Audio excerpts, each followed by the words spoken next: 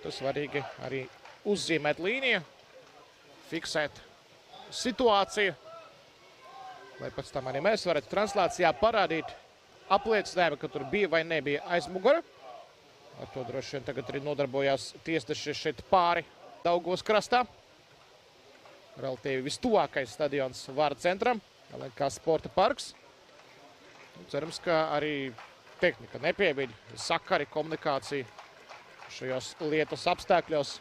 Tas arī bieži vien ietekmē, un te stāsts ne tikai par Latviju, arī lielajos futbola mačos. Čempionu līgā, La līgā, Premjerlīgā, kad ir tāds spēcīgs, jaudīgs lietus. Un tomēr rācijas šī komunikācija nevienmēr iztur. Un tad var gadīties izsēkļi. Un tagad Vāra noskatās un ieskaita vārtus. Stefans Paničs panāk 1-0.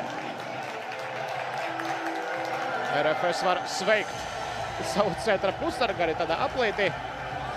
Jānis Ikaunieks uzsit, Stefans Paničs iesit un 1-0. RFS savu pārsvaru spēles ievadā arī tagad apliecina ar vadību rezultātā. Un tā mūsu komanda gūst pirmos vārtus. Un vēlreiz paraugamies. 26. numurs visi kopā. Par dzelzs vīru dēvētājs Stefans Paničs. Kaut gan jāsaka, par dzelzs vīru šajā sezonā vairāk jāsauc Žiga Lipušķeka, kurš ir nospēlējis visas spēles pamatsastāvā līdz šodienai. Paničs bija vienu spēli izlaidis, un vēl vienā mačā viņš bija tikai uz maiņu nācis. Paldies! Šķiet, ka tas bija pats sezonas starts un mačs pret Daugavpils komandu, kur nesevišķi apmierināts ar darbībām laukumā. Vairākiem futbolistiem bija Viktors Moras pirmajā puslaikā. Un arī, kas būtiski Paniča kontekstā minēt, šajā spēlē viņam ir 4 dzeltenās kārtītes sakrāts. 5. nozīmētu nākamās spēles izlaišanu un pagaidām pie esošā plāna, pie esošā scenārija. Nākamais mačs RFS ir pret Riga FC derbijs pēc 2 nedēļām, 23. augustā. Ja tas mačs netiks pārcelts sakarā ar to, vai viena vai otra, varbūt pat abas divas komandas tiks nākamajā kārtā Eirokausos, tad varētu būt arī korekcijas, bet pagaidām pēc plāna, jā, nākamais mačs RFS ir pret Riga FC, un Riga jau ir uz to maču palikusi bez Rakija Vanī, kurš vakar dabūja tiešo sarkano kartīti.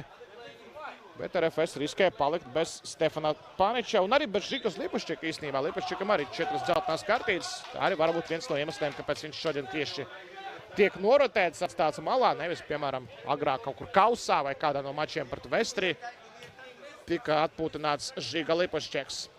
Bet ar ko atbildēs Grobiņa? Grobiņa ar savu gan uzbrukošo sastāvu. Vismaz uz papīra, vismaz pēc spēlētāju profiliem, oriģinālām pozīcijām.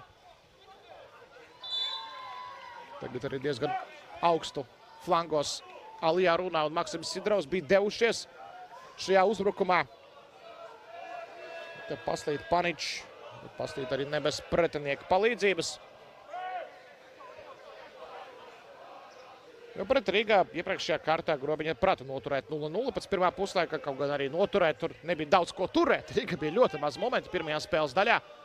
Un tā kārtīgi esošie čempioni ieslēdzās otrajā spēles daļā, kad gūstot vārtus, gan arī fiziski jau apskrējot savus sancenšus, un arī bija 2 lieliskas iespējas iesist vēl un vēl. 2 lieliskas iespējas un vēl dažas tādas mazāk izdevīgas. Kamēr tagad RFS skaidrs, ka dodas pēc drošāka pārsvara. Vēl jau vairāk šāds pārsvars kādu laiku nav bijis RFS komandai. Izņemot Eirokausu dueli pret Vestri. Arī virslīgā diezgan smagnējas cīņas. Arī 2 pēc kārtas 1-0 uzvaras. Izbraukumā pret Jelgavu un arī Tukumu. Arī ne bez grūtībām, arī pretiniekiem bija trāpījumi pa vārtu konstrukciju. Gan viena, gan otra, gan Jelgavnieki, gan Tukumnieki bija tuvu vārtu gūmam, bet RFS iesta tikai 1. Lauku tehnikā un Zemgales olimpiskajā centrā. Skaista šeit saspēle starp Zelenkovu un Alfu atkal. Zelenkovs dodas vēl tālāk, Dmitrijs pakreis atstāja Ikauniekam. Ikaunieks sodlaukumā tur daudz spēlētāji pie tālā stābā arī, un šeit otrā bumba. Paničs ar labo kāju pāri vārtiem. Bija daudz risinājumu īstenībā šajā uzbrukumā RFS. Arī iespēlēt uz tālo stābu, tur Ikaunieks tiešām varēja izvēlēties. Arī gana brīvs atradās savā malā Jānis. Bet šeit redzam, kā izspēlēs sieniņu Zelenkovs un Alfa Balde. Teikšu, pats skaistākais šajā epizodē bija tas. Pēc tam jau sitiens pāri no Stefana Paneča, kurš atkal ir iesatis 10 vārtus sezonā. Kaut kas patiešām neiedomājams, ka šīs pozīcijas futbolists RFS rindās visos turnīros. Es minu gan virslīgā, gan arī Eirokausos, Latvijas kausā, skaitot summā. Atkal iesat